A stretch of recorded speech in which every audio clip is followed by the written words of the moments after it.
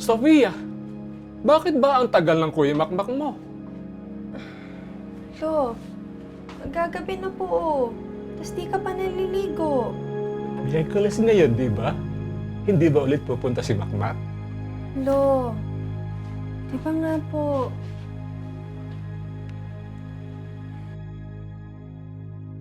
Ako si Elmark, 24 na taong gulang.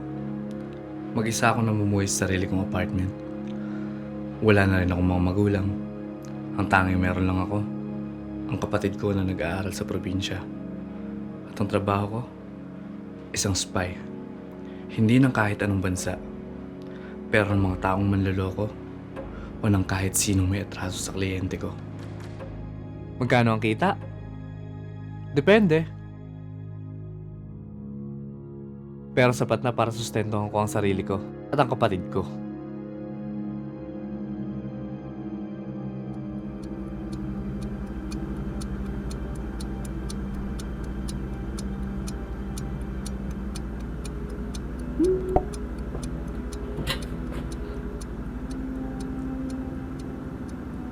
Sa totoo lang, hindi pa ako nakakahawak ng ganitong kaso.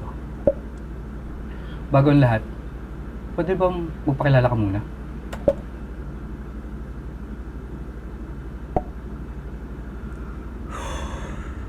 Kailangan ko ng impormasyon bago ako tumanggap ng kaso.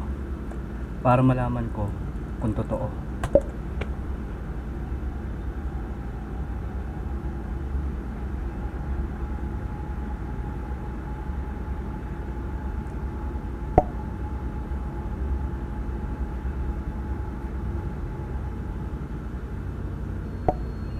Lolo?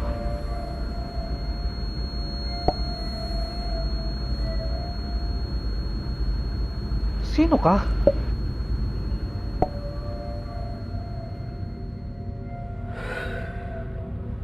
Sino ang maniniwala?